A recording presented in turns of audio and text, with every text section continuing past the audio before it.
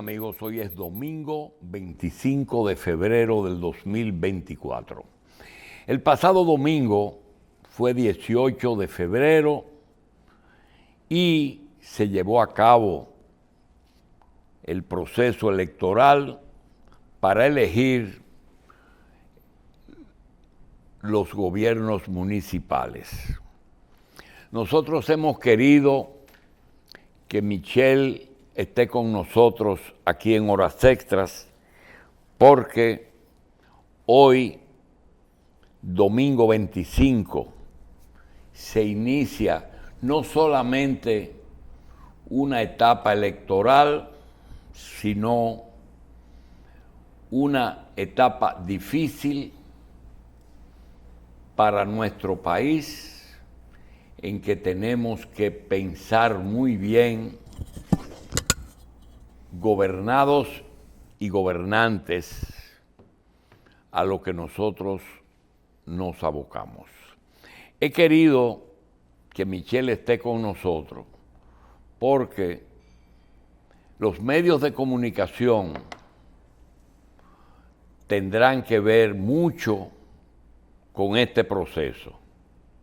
Nosotros, que contamos con Horas Extras, que es un programa que dedicamos a tratar largamente algunos temas, a revisar noticias que ocurrieron y que pueden ocurrir, que contamos con Síntesis, que es el programa emblemático de Michelle, y Revista 110, que es el programa diario de 4 horas que él y yo dirigimos todos los días, 4 horas durante todo el año.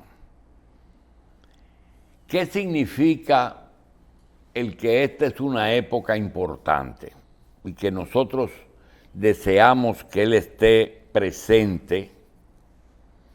Porque el país estuvo, está y estará involucrado en procesos electorales que nos deben llamar a reflexión. A finales del pasado año tuvimos las elecciones para elegir los candidatos y precandidatos de los partidos. La semana pasada tuvimos pero en aquella ocasión la Junta Central supervisó el proceso de los partidos para elegir sus candidatos. Ahora acabamos de terminar el proceso de elección de alcaldes y de regidores. Ese proceso que damos por terminado y que en el día de hoy posiblemente le llevemos a ustedes algunos de los reductos que quedan para informar lo que es el gobierno municipal, que pudiera ser un gobierno mucho más autónomo, pero que en República Dominicana los gobiernos municipales son muy dependientes del Poder Ejecutivo y de los partidos políticos. Son una fuente de trabajo grande para las personas que viven y que trabajan en esos municipios. Son hoy día fuentes de ingresos para los miles de regidores que fueron electos. Ya la regiduría no es un cargo honorífico como lo fue antes. Ya tienen sueldos y algunos municipios le dan una dieta el día que hay sesiones de los ayuntamientos. No hablemos de la permisología que se otorgan en los ayuntamientos, que cobran por poner una mesa para expendio de comida en un mercado, sepultar un muerto en un cementerio, otorgar un permiso a una estación de gasolina, cobrarle a un camión que transporta materiales de construcción y que rueda por el municipio. Le cobran por los letreros que se colocan en los negocios. Los parqueos. ¿Qué otra cosa? Los parqueos. Los parqueos y los usos de suelo. En la construcción hay una parte de los planos de construcción que deben de ser aprobados por los ayuntamientos y cobran al igual que obras públicas. Hay mucha dualidad entre obras públicas y los ayuntamientos. Ahora es el Ministerio de la Vivienda, ya no es obra pública. De todas formas, los ayuntamientos son importantes, pero son muy dependientes del Poder Ejecutivo.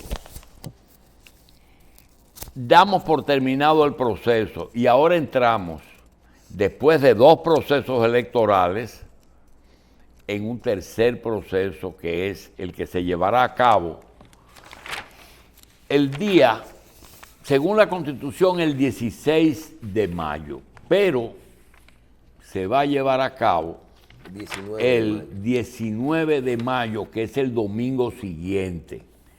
Tenemos que, para eso faltan 84 días, menos de 2 meses. En el día de hoy, al gobierno del presidente Abinader les restan 173 días de ejercicio del poder hasta el 16 de agosto, en que ocurrirán una de 2 cosas. O él continúa gobernando el país si es reelecto, o Luis Abinader entregaría el poder a una persona que ganara las elecciones, cosa que hasta ahora es difícil. Cuando le digo a Michelle que nos acompañe en el día de hoy, se lo digo porque esta etapa va a necesitar de mucha concientización sobre lo que se va a tomar, sobre lo que va a ocurrir aquí. No solamente en estos 84 días. En estos 84 días ya comenzó la campaña. Comenzó al otro día cuando se dijo que la mayoría aplastante del PRM en las elecciones municipales marcan el triunfo del PRM en las elecciones de mayo. Sí, porque si no ha cambiado nada en 2 años y medio, ¿por qué uno tiene que pensar que en 2 meses va a cambiar? No, para nosotros la reelección es un hecho. Y creo que para la oposición es lo mismo. Ya la discusión estará centrada básicamente en el poder legislativo. ¿Qué quieren los partidos? Ganar la presidencia. Si se le pone difícil como se le está poniendo, creemos que podrían discutir senadores y diputados. Tenemos muchísimas especulaciones en que se piensa que una alianza de última hora, una alianza colocando una persona de vicepresidente de otra persona podría traer algún impacto. Michelle, se dice, dentro de las miles de propuestas, Que Miguel Vargas podría anunciar una alianza y ser el candidato vicepresidencial de Leonel Fernández. Eso no va a cambiar que Luis Abinader y Raquel Peña sigan presidiendo la preferencia electoral. Que Abel Martínez podría estar acompañado. A él le ponen de todo al lado. Primero lo ponen con Margarita Cedeño, de que él podría ser el vice de Margarita. Le podrían poner a Gonzalo Castillo de vice. Le podrían poner a David Collado de vice. Le podrían poner a al mismo Omar Fernández. Y con Omar se han hecho muchas conjeturas. Indudablemente que es una candidatura que ha aprendido, es bonita, es joven, pero una cosa es eso y otra cosa es la percepción. La victoria del PRM pone a pensar seriamente en que el doctor Moreno podría ser un candidato que obtenga mucho más votos de lo que nosotros creíamos que iba a obtener.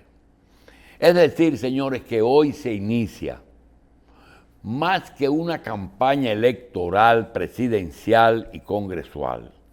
Se está iniciando una agenda para ser ejecutada en los próximos 4 años. Eso es lo que nosotros queremos decir. ¿Qué nosotros queremos?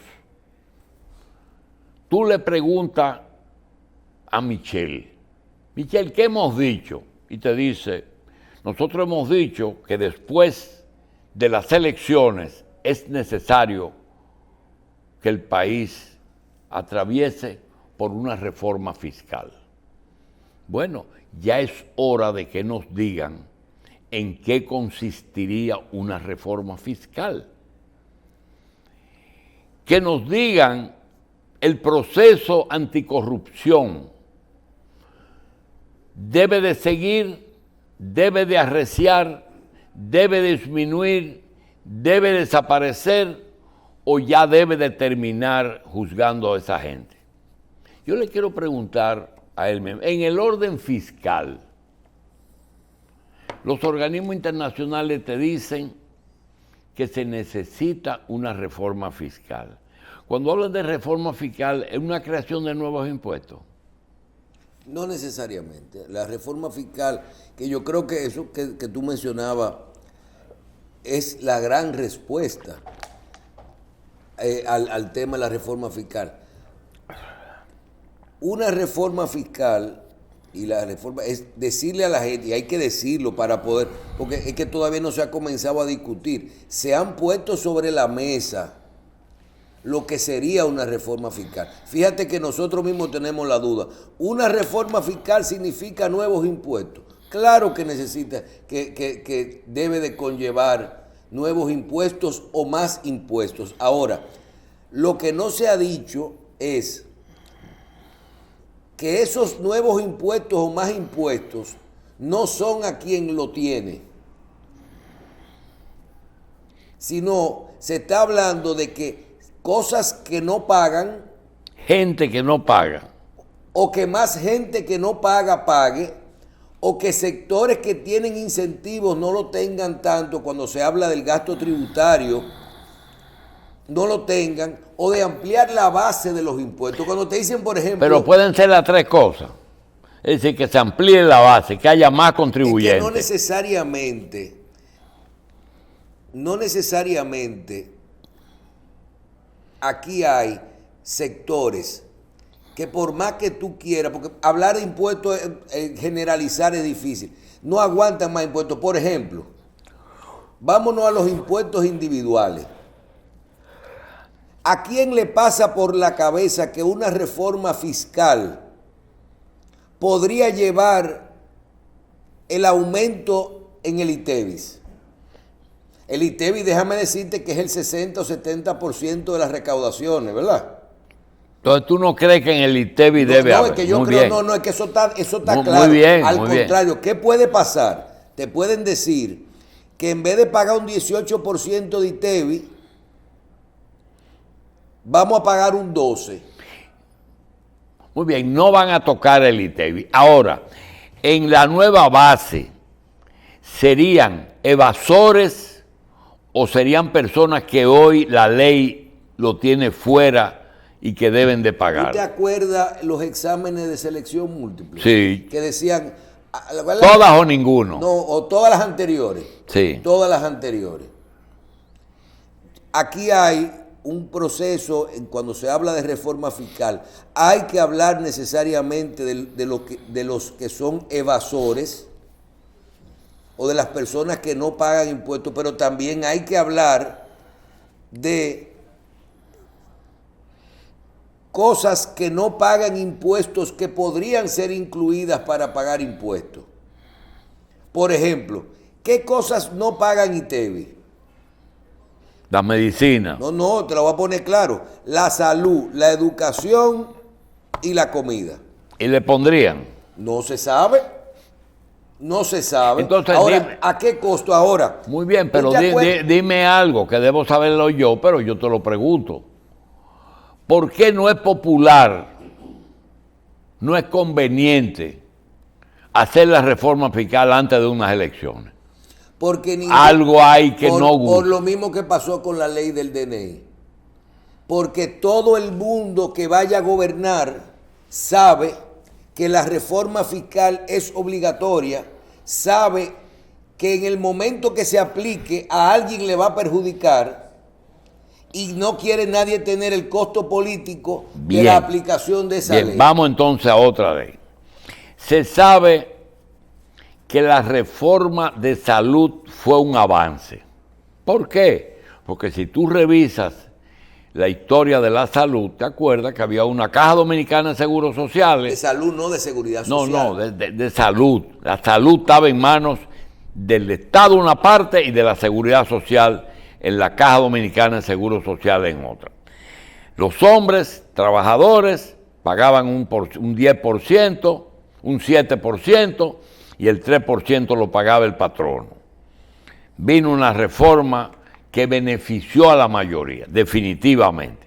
Se hizo pensiones, jubilaciones, las AFP, las ARS y las ARL. Indudablemente que fue un avance, pero todavía está pendiente corregir algunas de esas cosas. Te pregunto, cuando tú revisas el sistema de seguridad social y dices, pero si las personas comienzan por atención primaria a resolver sus problemas mínimos, se descarga el resto del sistema de salud si se resuelve en el primer escalón.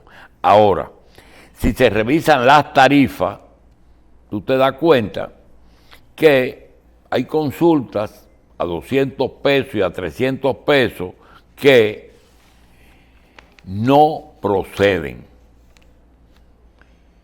Hay que revisarla, pero hay el problema de que las ARS no pueden pagar más de lo que reciben. Por tanto, esas tarifas que podrían ser revisables tienen el inconveniente de que la que administra esos fondos tienen que solamente pagar lo que reciben. ¿Por dónde puede haber una reforma de la seguridad social? La reforma a la o si no debe haber esa. Viendo el tema original, sí. Yo creo que por donde tú te vas es, sí, posterior a las elecciones, nosotros como país tenemos que crear un consenso para dejar resuelto 2 o 3 reformas que no hay forma de esperar más. Uno no se puede pasar la vida entera esperando que alguien tome la decisión. Y aquí lo que vayamos a hacer con Haití, con la reforma de la seguridad social y con la reforma tributaria, hay que hacerlo después de las elecciones. Porque la negociación de eso va a durar mucho tiempo. En el caso de la seguridad social, yo te diría a ti que es un tema, primero, que hay que reconocer que República Dominicana está mejor después de la Ley de Seguridad Social. Hoy tenemos cosas que no teníamos. Lo segundo es que la Ley de Seguridad Social hay que desglosarla primero en lo que es su cobertura. Una cosa es pensión, otra cosa es salud y otra cosa es accidente de trabajo. Y son temas y reformas diferentes a cada una. Yo te puedo mencionar que la reforma en la pensión, solamente aquí habría que ver el tema de la rentabilidad y de los fondos. Y fíjate que todos los debates y las discusiones terminan ahí. Porque esta semana tú dijiste algo que la gente, mira, para que lo que a la gente no le conviene no lo escucha, después no circula. Mira, es algo tan sencillo. Es algo tan sencillo como que por más reformas que tengamos en el sistema de pensiones y en el sistema de salud, si el salario se mantiene igual y las pensiones y la salud, la parte que se contribuye es un porcentaje, esa es la primera reforma que no va a cambiar. Y es tan sencillo como eso. Si usted aporta un porcentaje tan mínimo de su salario para su pensión o para su salud, no puedes esperar que después te alcance para todo. Entonces, esa es la parte fundamental. Podemos negociar que la rentabilidad de las AFP, que si el porcentaje, que de dónde pueden invertir, que si tienen mucho fondo invertido en fondos del Banco Central y de Hacienda, que vamos a poner dinero en la electricidad, vamos a poner dinero en otro sitio más rentable. Pero hay que separar lo que es salud de lo que es pensiones. Bien. En lo que es salud, ahí digo que hay que volver a separar los dos regímenes que hay. No es lo mismo el régimen subsidiado, que como tú dices es la universalización de la salud, y el régimen contributivo. Entonces, la misma negociación, la misma discusión que tú vayas a tener en cuanto a modificar la Ley de Seguridad Social, no puedes unificar las dos cosas porque no son iguales. Tú tienes un carnet, lo primero que una persona tiene que decir es, yo tengo este carnet, ¿qué dice ese carnet? Ah, yo soy Julio Jacín. Yo tengo un seguro que, subsidiado o contributivo. Ah, yo tengo un seguro contributivo. Significa que tú eres un empleado y que tu empresa está pagando un porcentaje por tu salud. Y tú pagas un porcentaje por tu salud todos los meses, por tu seguro. Entonces, pero ese porcentaje que tú pagas es superior a lo que paga un seguro subsidiado. Entonces, una pregunta, a ti te van a decir que para hacerte un chequeo médico tú tienes que ir a un médico internista cuando tú te puedes ir a donde un compañero, un médico familiar, un compañero tuyo. Ahora, cuando usted tiene un seguro subsidiado y a usted lo mandan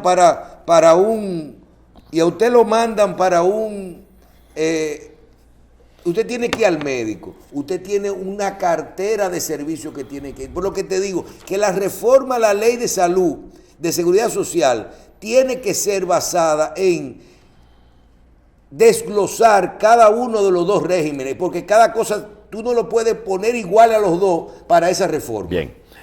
Hay una serie de temas que yo te confieso, no es que no lo entiendo, es que lo percibo difícil de solucionar. Y yo quiero que una persona de tu generación me diga su visión de esa, porque nosotros no pensamos igual, a veces pensamos diferente, a veces pensamos parecido, pero no totalmente contrario. En el caso de las elecciones, yo te puedo afirmar que puede haber un resultado, si fueran hoy, en que el PLD obtenga alrededor de un 15% en la persona de Abel Martínez. Leonel Fernández, porque fue presidente 12 años, es más grande que su partido, puede tener hasta un 20%, que es decir, que la oposición podría tener un 35%. ¿Qué significa eso? Significa que para mí, Abinader puede tener un 55% y la oposición alrededor de un 35% con los que se van a abstener. Esos números podrían, en un caso muy lejano, producir una segunda vuelta, dependiendo de cualquier cosa que ocurra, pero no tiene que ocurrir nada del otro mundo. Que Abinader, en vez de 55, de 53, obtenga un 50 menos un voto, que puede ser. Pero resulta que si eso es así, en una segunda vuelta, Abinader con un 45% podría vencer a una oposición que unidos, que tampoco lo vemos muy unidos, puedan tener un 35%.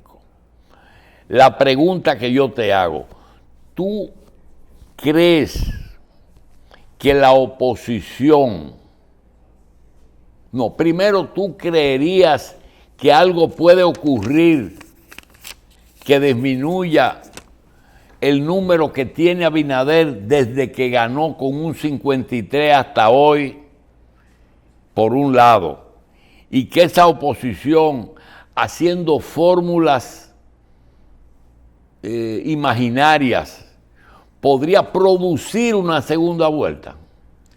Sí, claro que sí. Yo, lo primero que te tengo que decir es que dijiste que cada quien piensa diferente.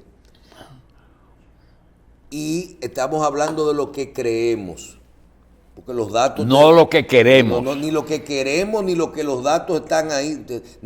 Sino yo creo y lo que percibo. Mira, yo creo que el gobierno del presidente Abinader solo hace que pierda en primera o en segunda vuelta la misma gestión del presidente del presidente Abinader. No hay ningún indicador que haga que en ninguno de los escenarios puede ir y levantarse la mano Leonel Fernández y cargar a Danilo Medina y ponerse a Gonzalo Castillo en un brazo y a Margarita en el otro y a Omar en el otro. No hay forma de que la oposición unida le gane a la gestión del presidente Abinader. ¿Por qué? Porque hay una cosa que se llama que tiene esa oposición y también a veces se pone más grande, que es que cuando se unifican a veces hay un rechazo. Y la tasa de rechazo la pueden ver. Nosotros, por ejemplo, te voy a poner un solo ejemplo. Nosotros le preguntamos a 200 personas, ¿tú votarías por el presidente Abinader, por Leonel Fernández o por Abel Martínez? Y yo te puedo decir que de los que dijeron que votarían por Leonel Fernández, y que votarían por Abel Martínez en una segunda vuelta, si fueran juntos los dos o en una primera vuelta, no votarían todos necesariamente, votarían en Luis Abinader. Porque hay personas que te votarían en Leonel, pero no quieren a Abel, o no quieren el PLD, o hay gente del PLD que no quiere votar en Leonel. Entonces yo creo que el rechazo la gente no lo está considerando. Ahora sí te digo, ¿quién hace que el presidente Abinader y el PRM y ese bloque pierdan una primera o una segunda vuelta? Acciones que puedan pasar en la gestión. Si viene una pandemia en 2 meses, si explota la economía, si se pone un dólar al 80 por Haití. 1. No, Haití no se lleva la gestión. Haití no se lleva la gestión porque Haití ahí hay un empoderamiento nacional diferente y hay una gestión externa. Ahora, cuando tú tienes un caso, sobre todo la economía, papeleta mató a menudo, donde se sienta, pero tiene que ser una cosa que se dé y otro tema. Entonces, definitivamente, a la oposición le sería difícil tomar el poder legislativo, el poder ejecutivo. En el poder legislativo, muy bien, desde tu punto de vista, en el poder legislativo, ¿tú crees que pueden tener un poquito más de avance con diputados y senadores? Yo creo que ahí está la mejor. ¿O va a ser un reflejo de lo otro? No, yo creo, mira, ¿qué vivimos ahora el domingo pasado? En las municipales. Lo mismo que va a pasar ahí. ¿Qué va a pasar? No miremos los resultados. No miremos los resultados de las elecciones municipales en función de cuánto sacó el PRM y los votos, no. Miren cómo funcionaron las alianzas y los recursos. En la medida en el que los candidatos que estén ahí coloquen el dinero donde tengan que colocarlo. Mira, eso ya se convirtió en un relajo. Lo del tema de las elecciones que no son presidenciales. Van a poner el dinero donde hay candidatos. Yo entiendo que el gobierno, lo que parece ser, que van a coger 26, 27 provincias. Ahora, el mismo comportamiento. ¿Qué puede pasar? Que los otros ahora digan, mira lo que nos pasó. Vamos a meterle más dinero a estas 2 o a estas 3 y no vayamos separados. Vamos a buscar la vuelta de otra cosa. Aquí se dan unos números que todos los días se rompen récord. Turismo, 10 millones. Cuando tienen 10 millones, lo publican todos los días. Héctor Valdés publica todos los días el crecimiento del país. Indudablemente que lo que están hablando no es mentira, pero yo tengo la percepción de que eso no se devuelve en votos. Ahora, cuando tú vas a una consulta y te hablan de un copago, por eso fue que te hablé, de que la seguridad social tiene necesariamente que ser revisada. Creo que las fórmulas electorales, aunque no cambien el resultado final, podría variar un poco y que el Congreso no resulte tan apabullante como los ayuntamientos. Me queda 2 cosas que tú dijiste que no van a cambiar, pero que yo tengo la percepción de que esas 2 cosas no van a incidir aquí, pero no se van a resolver. Un conflicto en Medio Oriente que afecta un poco el petróleo y el conflicto de Haití. Yo digo, esos son problemas milenarios, tienen 2000 años y no se van a resolver. No te voy a meter en camisa de 11 varas para que opine de algo que en 2000 años no lo han resuelto ellos. Ahora, me quedan 2 temas que yo me pregunto, ¿se pueden resolver? ¿Se pueden mejorar? ¿O se pueden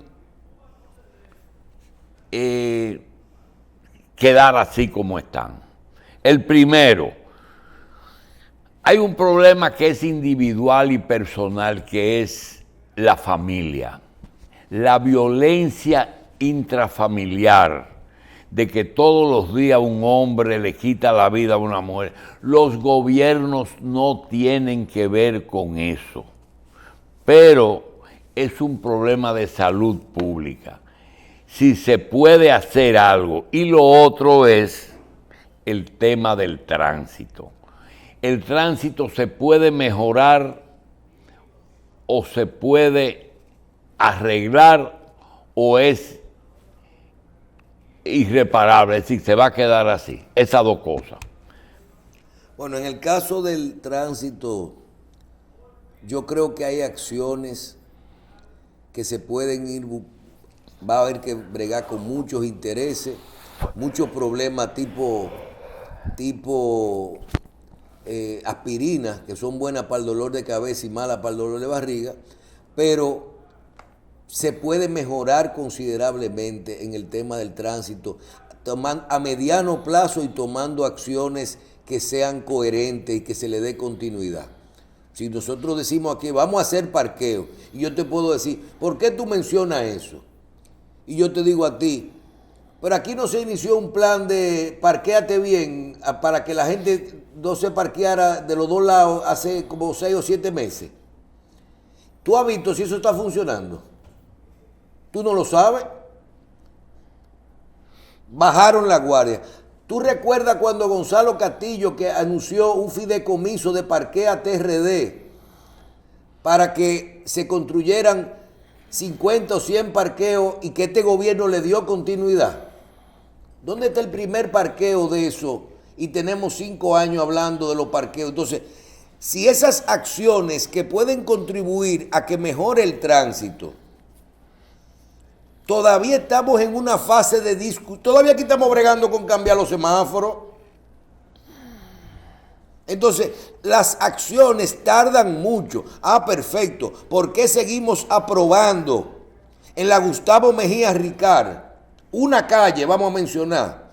Usted mencionó los ayuntamientos hace un ratico. Uso de suelo para un restaurante o un bar con 200 puestos, con 2 parqueos, y de los 2 parqueos uno lo convierten en una terraza.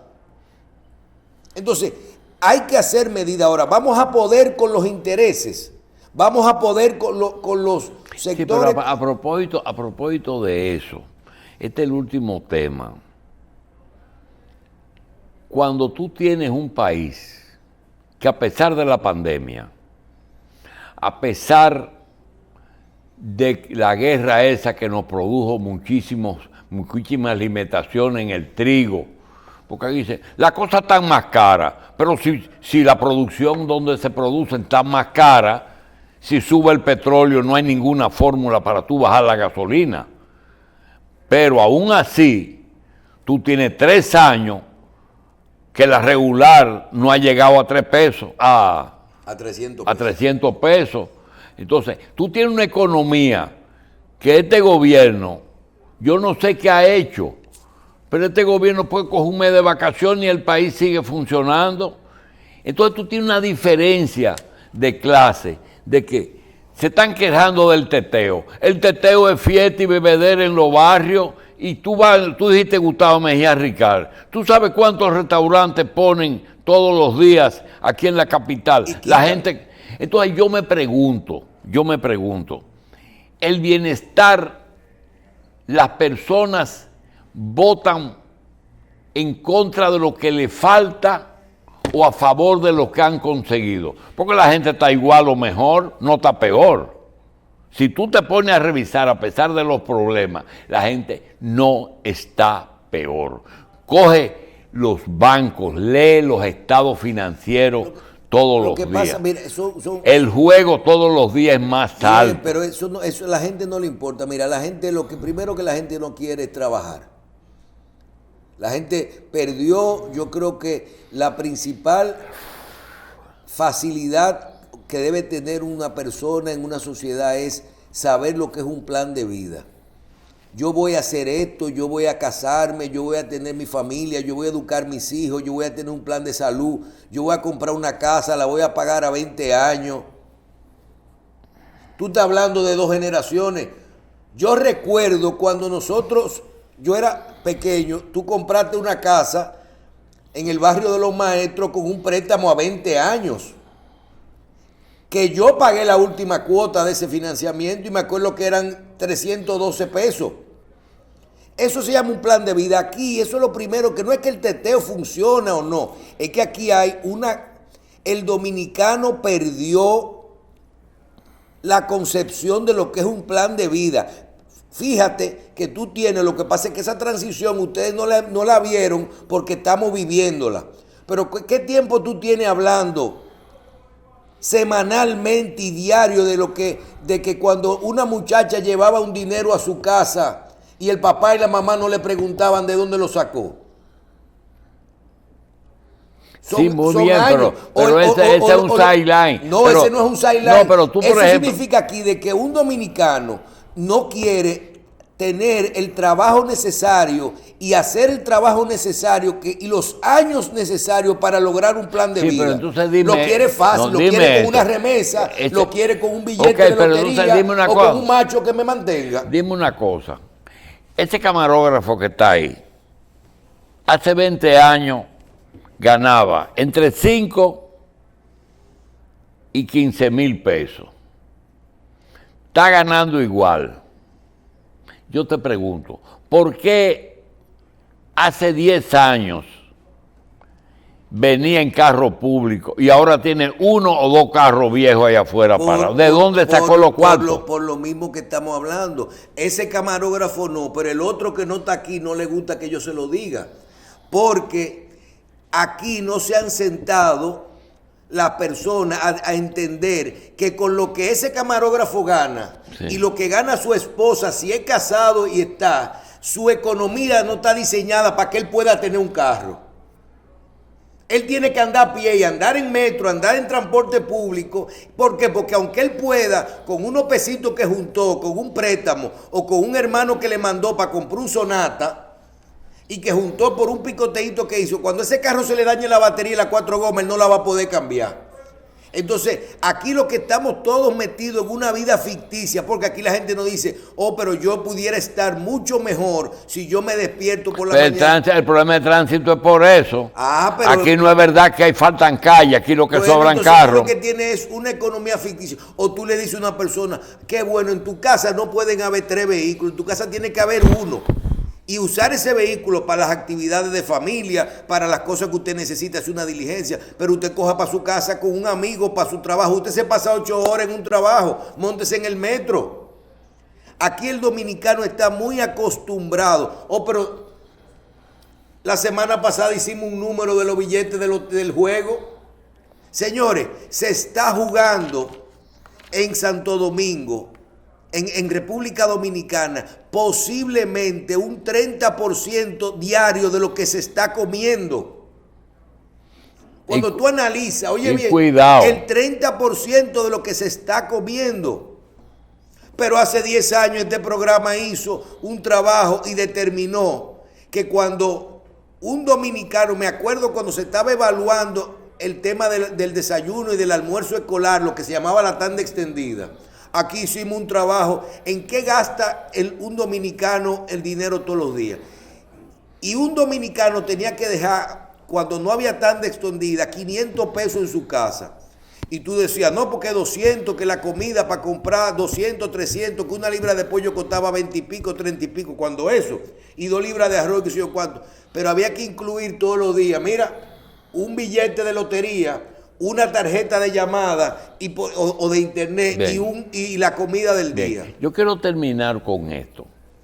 En estas elecciones yo he dicho que independientemente del gusto, es posible que si Leonel gobernó 12 años, Danilo 8 y Balaguer 22, no es nada raro que Luis gobierne 8 y que Luis Abinader va a unas elecciones ahora, y yo creo que en el caso de él no tendría sentido ofrecer nada. ¿Por qué? Porque la mejor oferta es lo que ha hecho. Ahora yo me pregunto, me gustaría hablar con el presidente Fernández. Presidente, usted y yo somos amigos. Deme una razón por la que yo debo votar por usted. Abel, tú y yo somos amigos. Dame una razón por la que yo debo promover la candidatura tuya. ¿Qué razón pueden tener esas dos personas de frente a la gestión de Abinader para superarla? La verdad, Sí. eso no importa. Eso no importa.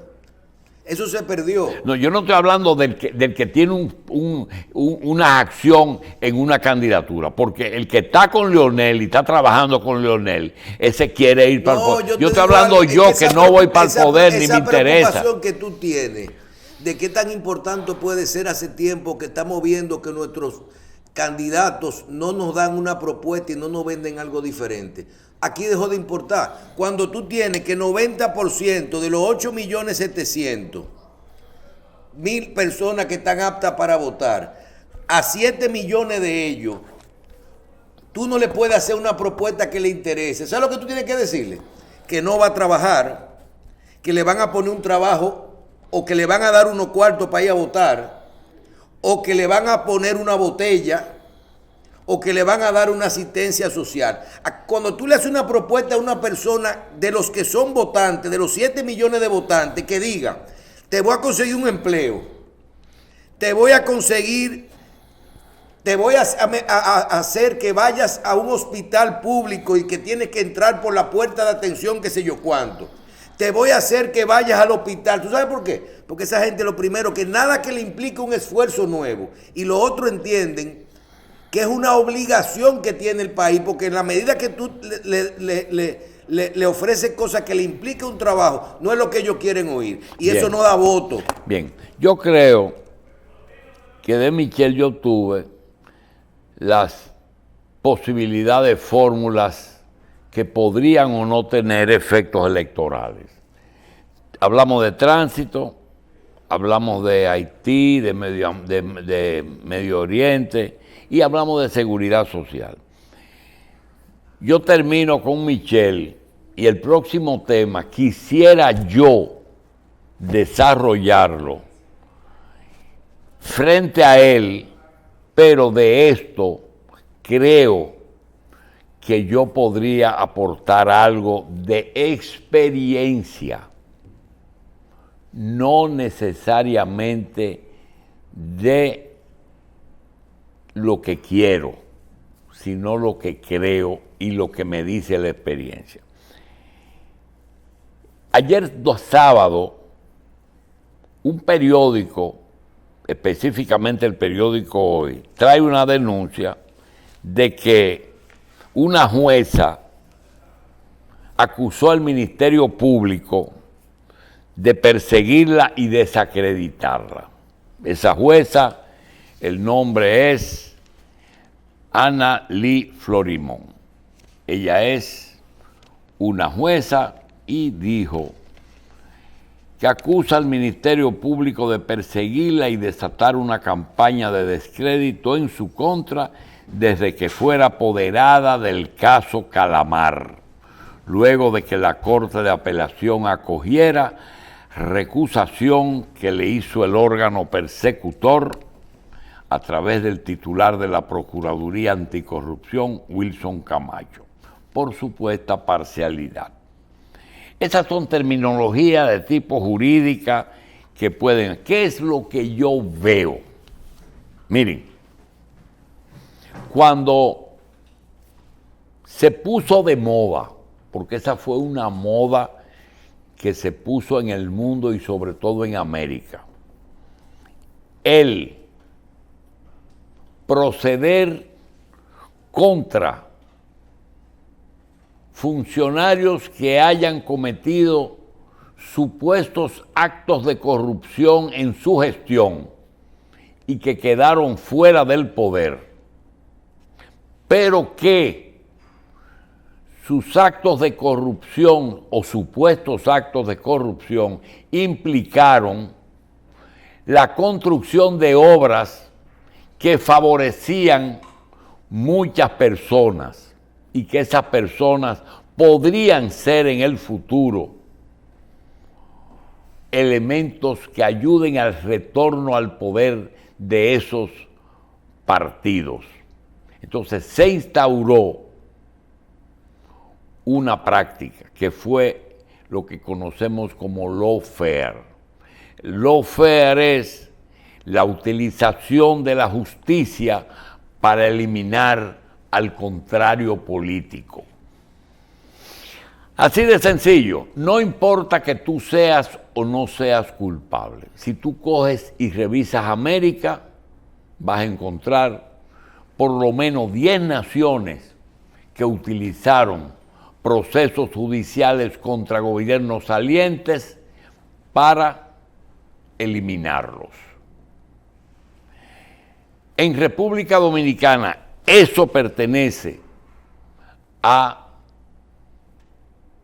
un lawfare que se hizo cuando en el 2020 se presentó la posibilidad de que el PLD siga o que la oposición tome el poder. Cuando vieron y analizaron la situación, dijeron, pero el PLD es el partido más organizado, el PLD es el partido que tiene la estructura mejor, el PLD tiene muchas personas que ha beneficiado, el PLD ha hecho muchas obras, el PLD es difícil de vencer. Dice, pero si nos unimos todos, podemos vencerlo. Y cuando vieron los números, dice, caramba, pero aún unidos nos puede resultar difícil. Y apareció Leonel Fernández disgustado con el PLD. Dice, pero yo puedo dividir el PLD. Dice, si se divide, ganamos. Y ahí surge el 38% del PLD. Pero 38 es mucho. Y el gobierno que viene, no por iniciativa del mismo gobierno, sino por aquellos sectores que propiciaron la salida del PLD. Dice, tiene que instaurar el sistema de persecución de la corrupción.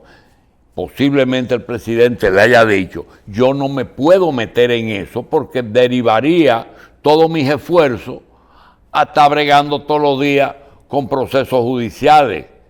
Entonces se le ocurrió declarar imparcial, independiente y autónomo el Ministerio Público.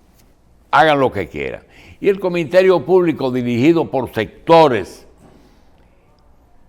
interesados en que el PLD no vuelva, abrieron una serie de expedientes muy específicos todos contra el PLD de Danilo Medina, pero específicamente contra Danilo Medina. Y lo llevaron a los tribunales con nombres de moluscos y calamar, etcétera. Ese que están hablando ahí es el caso que, por cierto, involucra tres ministros, los tres más importantes ministros del gobierno de Danilo: Hacienda, Presidencia y Obras Públicas. Imagínense usted. Ahora, aparece una jueza que no actúa en la dirección que el Ministerio Público quiere. El Ministerio Público se ha fajado, ha estructurado unos expedientes de cientos y cientos de páginas con pruebas, según el Ministerio Público, en contra de esa gente, pero resulta que los jueces no cooperan. Entonces, el comentario nuestro viene por ahí. Cuando se lleva a cabo un proceso de utilización de la justicia en contra de un gobierno saliente, necesariamente tiene que haber un nombramiento de un ministerio público motivado con esos fines y que sea incorruptible como el de aquí. Pero además, todos los jueces donde esos casos podrían llegar, primera instancia, Cortes y Suprema, tienen que hablar y unir esos jueces en el mismo propósito para cuando llegue un caso, tener que actuar de acuerdo a la petición que haga el Ministerio Público. ¿Por qué? Primero, porque pueden haber fallas en el expediente. Y un juez imparcial lo lee y dice, aquí no hay prueba. Un juez que te ha hablado dice, sí, voy a coger esta prueba. Segundo, cuando se está persiguiendo corrupción, se están persiguiendo acusados con mucho cuarto. Y el sueldo de un juez no compite con el dinero que puede tener un acusado. Entonces, ¿qué hace? Pone en peligro la propuesta del Ministerio Público y eso posiblemente es lo que esté diciendo la magistrada. Dice, me están desacreditando, me dicen que me vendí. Es eso que ella está diciendo. Me dicen que estoy vendida. Y tercero, puede ser que las pruebas que presenten, que se venda uno, que sean débiles las acusaciones y que las pruebas sean inexistentes. Entonces, cuando se hace el proceso de utilización de la justicia para fines políticos de eliminar contrarios, tiene que hacerse un reclutamiento de fiscales y jueces que trabajen en la misma dirección, porque si no, vamos a tener que dentro de 1, 2, 3 años, 5, 10, toda esa gente serán descargadas, porque con esas diferentes versiones es muy difícil mantener un expediente vigente. Eso es el otro tema que habría que sopesar en las elecciones. Y yo me pregunto, ¿tiene suficiente prestigio el gobierno para ganar unas elecciones al PLD con todas esas acusaciones? Sí, porque los acusados son menos que los otros, pero el poder económico de esos acusados, no sé. Creo que como quiera, el presidente ha podido evadir la responsabilidad de la persecución. Eso es problema del Ministerio Público. Pero no sé cuál será el resultado final. Pero es importante también para las elecciones, sobre todo en la sumatoria de todos los elementos que pueden influir en unas elecciones. Yo sé que Danilo Medina no puede ser candidato. Yo sé que si Gonzalo Castillo es candidato, le van a sacar que es uno de los acusados del caso Calamar. Todo eso puede pasar, pero no podemos dejar de comentar que una jueza se queja de haber sido desacreditada por el Ministerio Público cuando ella no ha podido complacer al Ministerio Público. Vamos pues a hacer una pausa y regresamos en un momento.